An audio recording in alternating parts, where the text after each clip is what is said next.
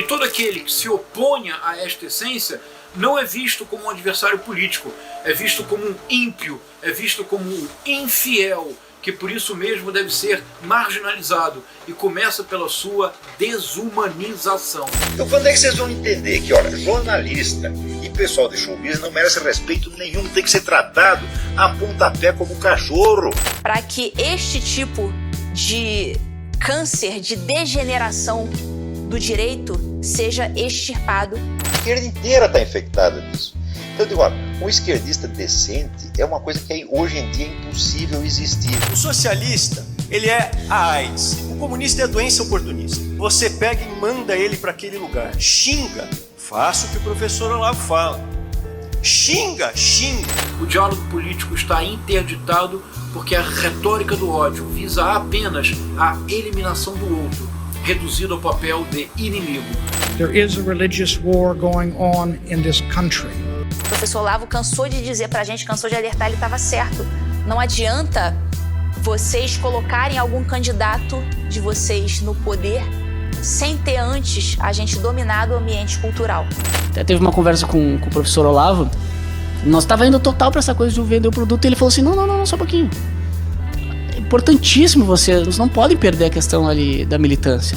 Vocês têm que ter, o pessoal tem que ser militante. E qual é o meio de assegurar a ação? Seria destruir os seus adversários mais pérfidos na mídia, no sistema judiciário, nas próprias Forças Armadas. Precisava contaminar o imaginário popular com arte, né? Com conteúdo emocional, não só com conteúdo intelectual. Muito mais perigoso era fazer o trabalho que estão fazendo nas universidades, nos showbizes, na mídia, etc. Isso sim. Nós vamos ter a disseminação de poemas, a disseminação de festivais, os festivais acontecendo de fato dentro do próprio período. Nós vamos ter a maior quantidade de filmes sendo feitos, nós vamos ter a forma como ser oposição ao período militar passará a ser culto. E acabaram por meio dessa guerrilha, né, no âmbito cultural, no âmbito ideológico, entrando nas nossas cabeças. A gente está mergulhado, todos nós estamos mergulhados nesse ambiente da guerra cultural. E é um conceito que eu aprendi com, né, o nosso mestre, nosso querido professor Olavo de Carvalho.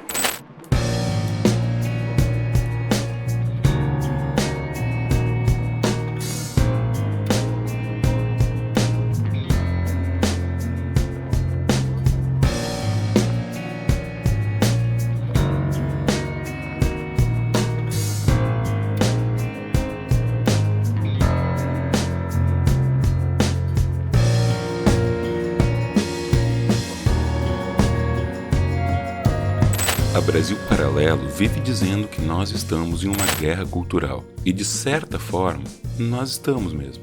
É compreensível que se fale dessa disputa de visões de mundo como sendo uma guerra, porque de fato tem uma disputa, tem muita violência acontecendo e tem gente morrendo por conta desse conflito. Ao mesmo tempo, parece que é injusto chamar essa disputa de guerra por conta do que significa a palavra guerra. Guerra sugere alguma paridade de armas, algum equilíbrio de forças. Um exército de 20 mil soldados romanos invadindo um vilarejo celta de 200 habitantes não é uma guerra.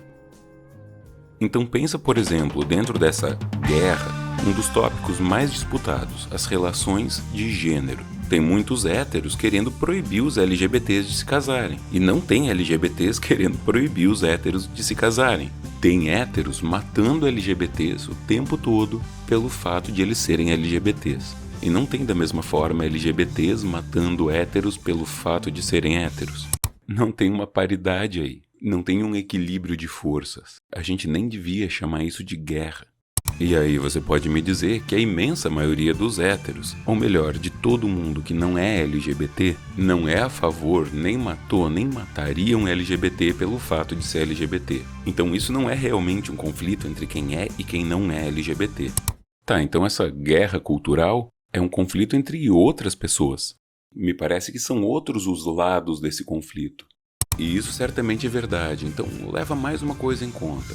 Grande parte das polêmicas que acontecem nessa guerra não precisariam necessariamente ser conflitos violentos.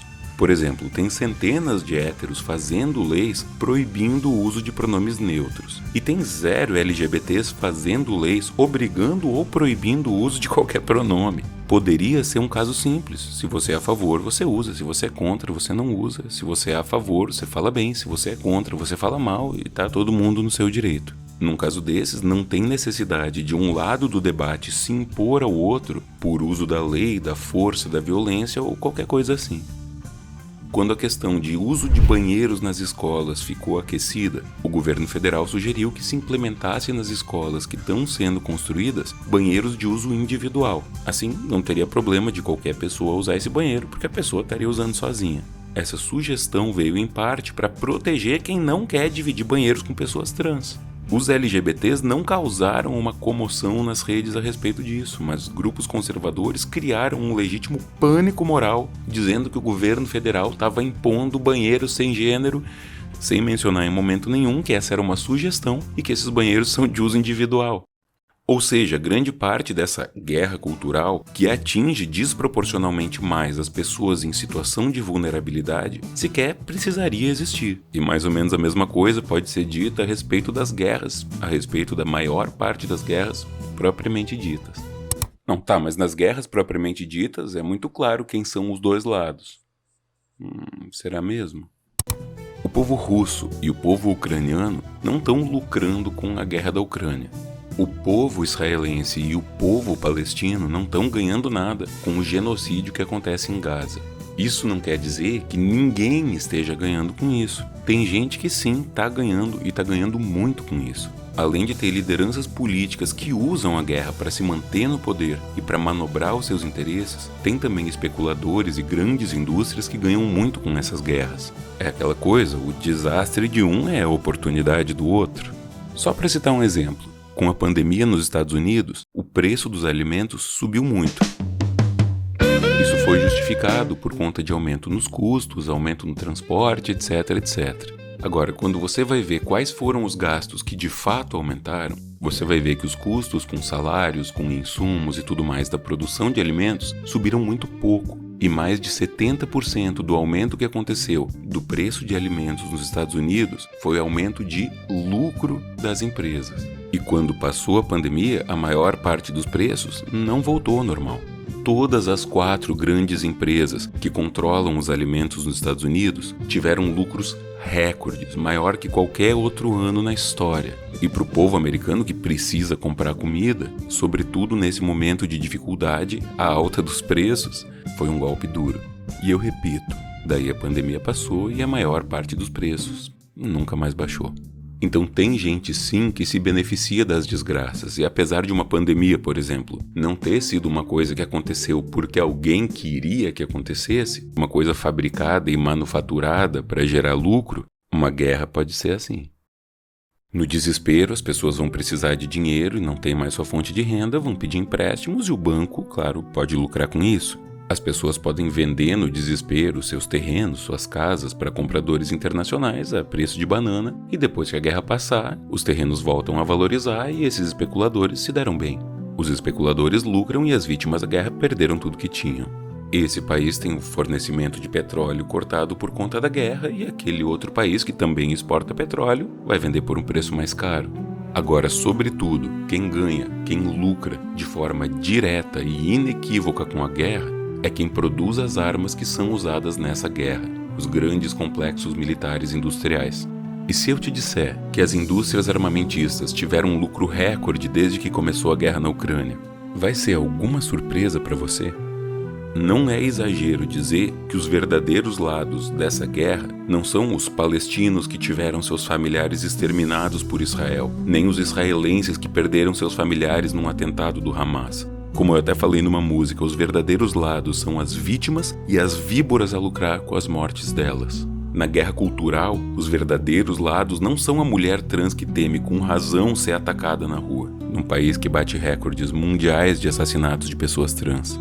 E um pai conservador evangélico na favela que teme despropositadamente que seu filho vá receber na escola uma mamadeira de piroca.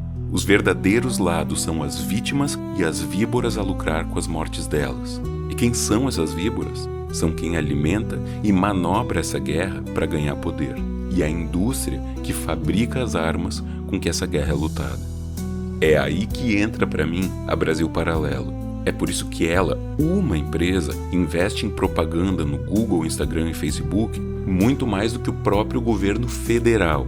Ela precisa que essa guerra exista, essa divisão cultural entre dois lados. Primeiro, porque ela esconde que existe uma outra divisão muito mais concreta, a divisão material, entre quem não tem dinheiro e quem tem dinheiro demais, entre quem morre trabalhando e quem acumula montes impensáveis de dinheiro que só existem por conta do trabalho dos que morrem trabalhando. Mas também porque ela ganha muito dinheiro fazendo as armas com que essa guerra é lutada. Ou você acha que uma empresa que ganha 150 milhões por ano fazendo vídeo está ganhando pouco? E esse é só o ganho financeiro que a gente consegue mensurar. Tem muitos outros ganhos aí de outras formas. Ela precisa que você acredite que está em uma cruzada conservadora pelo bem, por Deus e pela sua família, ou então que você tema o perigo dessa cruzada conservadora que ameaça os seus direitos e a sua existência. E aí essa guerra acontece, ela é real, mas ela não precisa ser. E isso é o que as pessoas que fabricam as armas com que se luta a guerra cultural não querem que você saiba. Todo o modelo de negócio deles precisa dessa guerra. E é por isso que eu insisto em dizer: